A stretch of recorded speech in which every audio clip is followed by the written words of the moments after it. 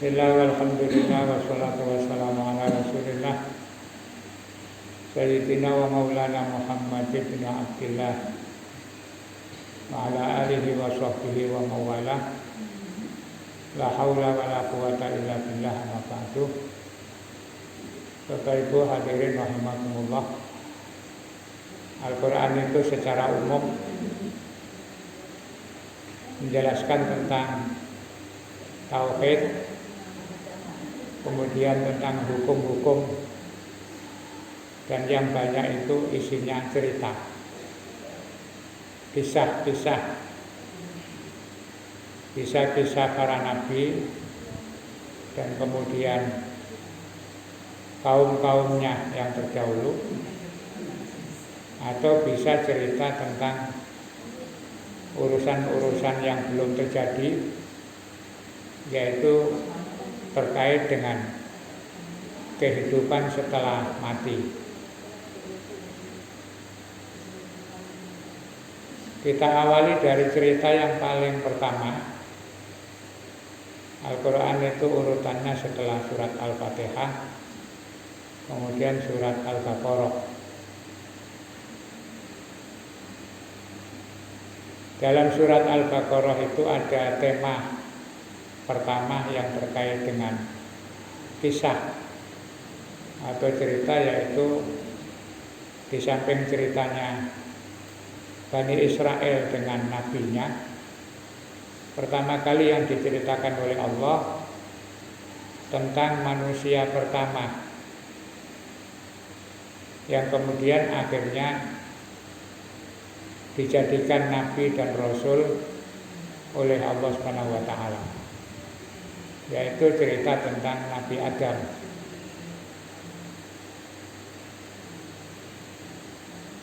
Dalam ayat yang tadi kami baca di dalam Qiyamul Lail atau tahajud, dimulai dengan wa idz qala rabbuka lil malaikati inni ja'ilun fil ardi khalifah. Jadi Rasulullah itu disuruh cerita oleh Allah bahwa pertama kali diciptakan manusia itu, sebelum Allah menciptakan makhluk yang baru, Allah perlu menginformasikan atau mengumumkan kepada masyarakat yang sudah ada ketika itu, yaitu para malaikat. Jadi kalau melihat ayat ini, malaikat itu termasuk penghuni pertama alam semesta setelah Allah menciptakan alam raya ini. Alam raya itu ya dunia seisinya, langit bumi. Di raya itu mencakup seluruh dunia, mulai dari langitnya, buminya, lautnya, kemudian hutan, gunung. Itu disebut alam raya. Sekarang ada istilah Surabaya Raya, karena mencakup gerbang Kertosusilo di Surabaya, tapi bukan hanya Wonocolo, Wonokromo, Keputren dan lain-lain, tapi termasuk juga Sidoarjo, Gresik, Mojokerto, Lamongan, hingga muncul istilah Surabaya Raya. Ya Allah ketika mau menciptakan makhluk yang bernama manusia, kemudian diberi nama Adam, itu sebelumnya diinformasikan dulu kepada penghuni yang sudah ada, yaitu malaikat. Maka Allah bilang, wa idz qala rabbuka lil malaikati inni ja'ilun fil ardi khalifah. Muhammad ceritakan bahwa dulu awalnya saya menciptakan makhluk bernama Adam itu, saya informasikan dulu kepada para malaikat. Nah, ini ada mufasir yang kemudian mengambil kesimpulan, Allah saja yang punya hak kuasa segala-galanya itu mau membuat keputusan baru, membuat makhluk baru, penghuni baru, itu perlu memberitahukan kepada masyarakat sekelilingnya.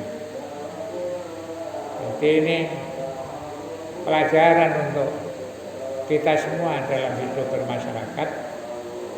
Kalau ada hal-hal yang baru, memang perlu ada informasi, diberitahukan.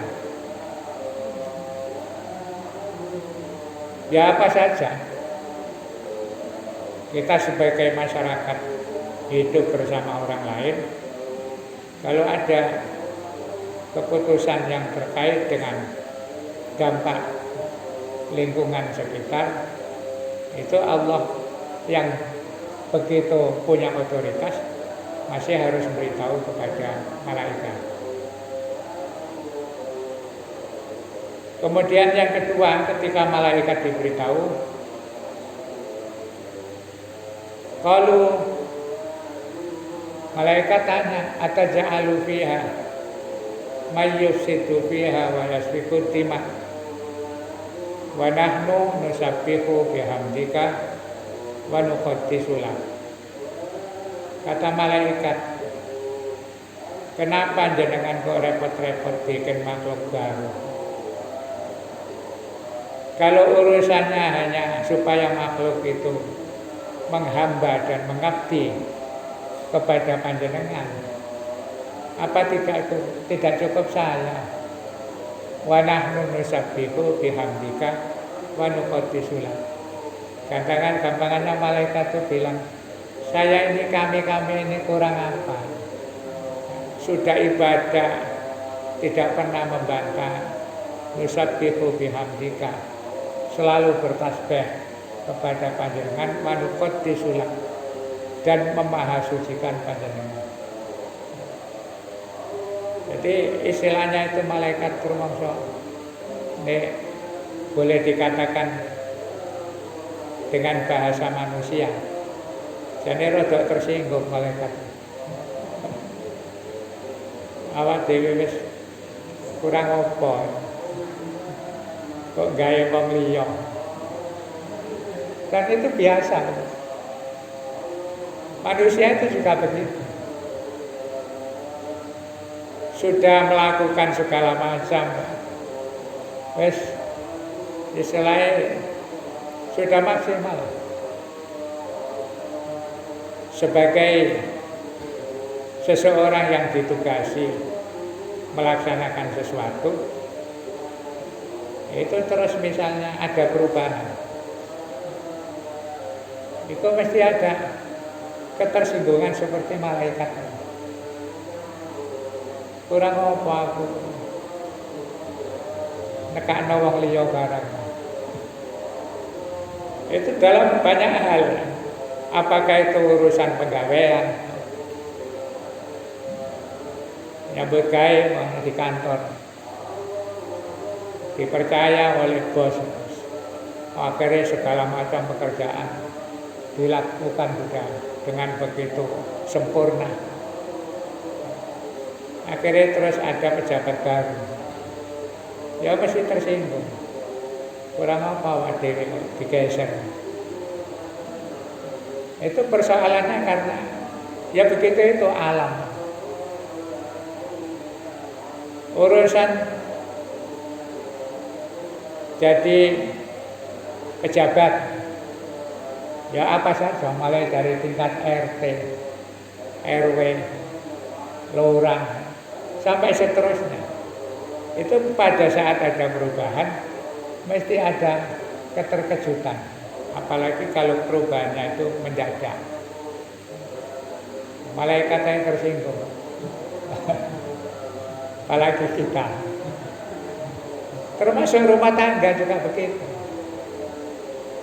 Ada orang berumah tangga, wis enak makmur, Bareng wis semua lengkap, duwe omah, duwe mobil, duwe perkebunan, duwe perusahaan macam-macam. Bareng wis lengkap, terus bapaknya arek-arek adik pokal gawe, golek rewang liya.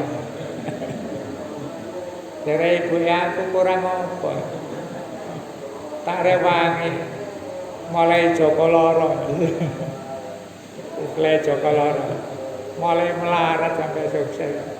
Sampean saiki apik golek rewang mana. Itu sudah biasa.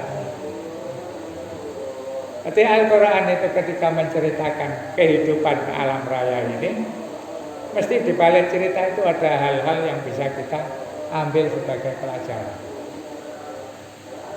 Malaikat, ada yang mengartikan mufasir itu sebagian mengatakan malaikat gak terima, protes.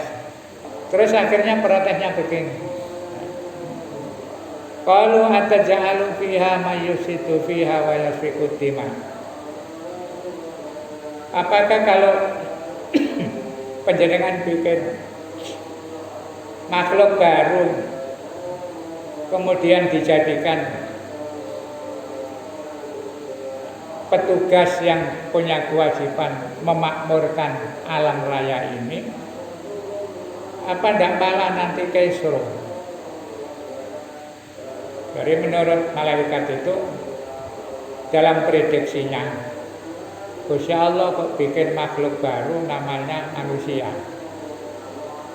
Dan dalam rancangan penciptaan manusia itu nanti lebih lengkap softwarenya, tidak seperti malaikat. Malaikat hanya dikasih akal untuk mematuhi perintah-perintah Allah, tapi manusia diberi nafsu dalam rangka mengembangkan tugas untuk memakmurkan bumi. Nah, malaikat sudah punya prediksi. Nanti dikasih nafsu ini bahaya. Tidak mungkin bisa patuh seperti kami. Makanya malaikat protes.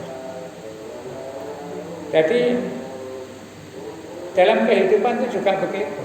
Setiap ada sesuatu yang baru, itu mesti bosiji boloro, ono sing gak terima. Jadi itu sudah lagunya hidup. Malaikat kurang apa? Layak sunallah wa yaf'aluna ma yu'marun. Yang punya karakter tidak mungkin akan membantah perintah Allah, tapi masih mempertanyakan. Tapi ada ulama yang mengatakan, ya jangan diartikan begitu, masuk malaikat protes. Malaikat itu makhluk yang paling patuh, layak sunallah, tidak pernah membantah Allah, ma'amarohum terhadap apa saja yang diperintah, wa yaf'aluna ma yu'marun, dan selalu mengerjakan apa yang diperintahkan. Jadi di mufasir itu juga ada perdebatan.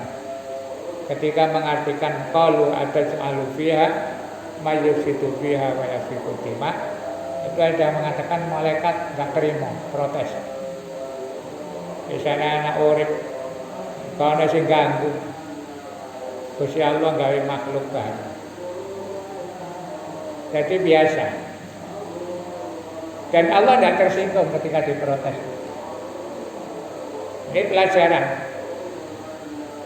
Manusia itu dalam menentukan apa saja. Apa jadi RT, jadi lurah, jadi presiden. Kemudian ketika keputusannya itu banyak yang protes ya. Hidup itu ya begitu. Kalau kepingin diprotes ya mati. Mulai kebijakan apa saja. Termasuk menjelang hari raya. Soal mudik saja ya. Komentar orang ya macam-macam. Ono sing lucu-lucu gawe lagu-lagu. Ada yang bikin banyolan-banyolan. Ada yang memang ya mangkel teman. Mosok 2 tahun golek mudik. Kadung ancang-ancang. Ini lumayan ono. Setengah mudik. ujung-ujung mulai diizinkan, tapi lokal. Ini juga menambah anggaran. Ibu-ibu wis mulai siap-siap boleh jajan rek be ana tamu. Padahal jajane ganti pangan sampai tamu nih. Karena tuku jajan milih sing enak-enak, kalau tamu kok dipangan dhewe. Nek enak eman. Jadi itu pelajaran di dalam cerita kisah Al-Quran tentang Nabi Adam itu, Allah menceritakan malaikat itu protes, tapi ada ulama yang mengatakan bukan protes, itu karena malaikat tidak paham maksudnya Allah bikin makhluk baru itu ada hikmah apa. Gampangannya itu minta informasi, kenapa kok harus bikin makhluk baru. Allah jawabnya sederhana, qala inni a'lamu ma la ta'lamun. Kata Allah, wis menengo ae dhisik, kon karo karepku. Jadi kadang-kadang kebijakan itu ya, kalau banyak yang protes, sudah tunggu saja. Kata Allah,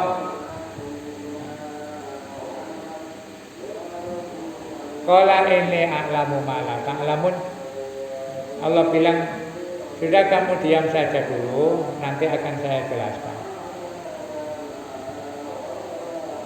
Kemudian setelah malaikat tanya, Allah mau menjelaskan, tetapi harus apa istilahnya itu, harus ada bukti secara empiris, secara teoritis, supaya malaikat nanti ketika dijelaskan itu puas. Kemudian bagaimana caranya Allah sebelum menjelaskan manfaat dan hikmahnya diciptakan Nabi Adam, terus Nabi Adam diciptakan karena malaikat sudah diam sambil nunggu hasil dari keputusan Allah. Ciptakan melalui proses, disebutkan di ayat lain, walaupun Allah itu bisa menciptakan dengan kun fayakun, tapi Allah memberikan pembelajaran. Menciptakan manusia itu melalui proses, dibikin cetakan dulu. Istilah orang bangun kita ada blueprintnya, cetak biru. Jadi manusia Nabi Adam itu pertama kali diciptakan dari berbagai unsur tanah. Tanah dicampur air, diulet-ulet, ya, gampangannya kalau gambarannya. Akhirnya terus dibikin model semacam boneka. Kayak golekan dari tanah dalam wujud patung. Setelah itu wanafakha fihi min ruhi. Kemudian ditiup oleh Allah, diberi roh, baru jadi manusia. Dikasih lengkap, ada akal, ada nafsu, ada keinginan, ada pikiran, harapan, macam-macam. Terus setelah itu dididik oleh Allah, di sekolah, ditaruh di pesantren. Orang dulu mengartikan ditaruh di tempat yang namanya Condro di Muko untuk apa, gembleng. Nabi Adam ini kemudian Allah bilang, setelah Adam aku ciptakan, wa 'allama Adamal asma'a kullaha. Karena Nabi Adam itu nanti akan mengatur seluruh kehidupan di bumi, maka dia harus paham apa saja yang nanti akan terjadi. Dan yang namanya bumi itu isinya macam-macam. Ada laut, ada gunung, ada pohon-pohonan, ada bermacam-macam. Akhirnya Allah beritahu sebelum diterjunkan ke bumi, wa 'allama Adamal asma'a kullaha. Allah beritahukan nama-nama segala macam apa yang ada di dunia ini, termasuk kata mufasir, perkembangan pengetahuan akan datang. Itu sudah di mindsetnya Nabi Adam itu sudah diberi. Sehingga nanti ketika menurunkan anak cucu itu softwarenya itu sudah lengkap. Akhirnya setelah diberitahu wa 'allama Adamal asma'a kullaha tsumma aradahum 'alal malaikah. Terus akhirnya ditampilkan di hadapan malaikat. Malaikat dipanggil, Nabi Adam dipanggil, berada di hadapan Allah. Terus malaikat diberitahu, malaikat, ini Adam sudah siap terjun untuk menjadi khalifah. Khalifah itu artinya orang yang diberi wewenang untuk ngatur. Bukan berarti pengganti Allah. Jadi khalifah itu seseorang yang diberi wewenang secara bergantian. Itu namanya khalifah. Jadi khalifah itu artinya gantian. Makanya pejabat itu tidak boleh. Pejabat seumur hidup itu menyalahi konsep Al-Quran. Namanya pejabat itu harus ada batasan. Allah bilang, kamu perlu tahu, kata Allah, malaikat, bahwa Adam ini saya jadikan sebagai makhluk baru dan akan mengatur, memakmurkan alam raya ini karena dia mempunyai keistimewaan. Dia punya akal, punya nafsu, punya ilmu. Maka untuk membuktikan kepada kalian, sekarang ayo kita buktikan. Kata Allah, setelah wa 'allama Adamal asma'a kullaha tsumma aradahum 'alal malaikah, faqala, kemudian Allah bilang kepada malaikat, ambiuni bi asma'i haula'i in kuntum shadiqin. Sekarang coba malaikat sebutkan nama isi alam raya ini kalau kamu memang betul-betul hebat. Akhirnya kata malaikat, qalu subhanaka la ilma lana illa ma 'allamtana innaka antal alimul hakim. Malaikat, ya mohon maaf ya Allah, kami ini punya ilmu sedikit-sedikit. Ini hanya karena Engkau ajari. La ilma lana illa ma 'allamtana. Selama ini kami mengerti kehidupan, mengerti sebagian nama-nama benda dan makhluk yang ada di sekitar kami, ya karena dapat pelajaran dari panjenengan. Berarti tidak mungkin kami menyebutkan semuanya. Akhirnya Nabi Adam, qala ya Adam ambihum bi asma'ihim. Sekarang Adam, kamu coba sebutkan. Akhirnya orang sudah ditata, sudah dibekali, ya Nabi Adam sudah tahu semua.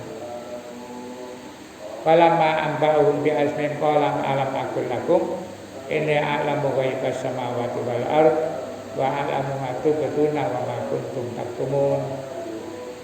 Dikata Allah, karena itulah Adam ini cocok menjadi calon pemimpin di bumi karena dia sudah memiliki bekal, memenuhi kapasitas dan kualifikasi yang dibutuhkan untuk mengatur alam raya.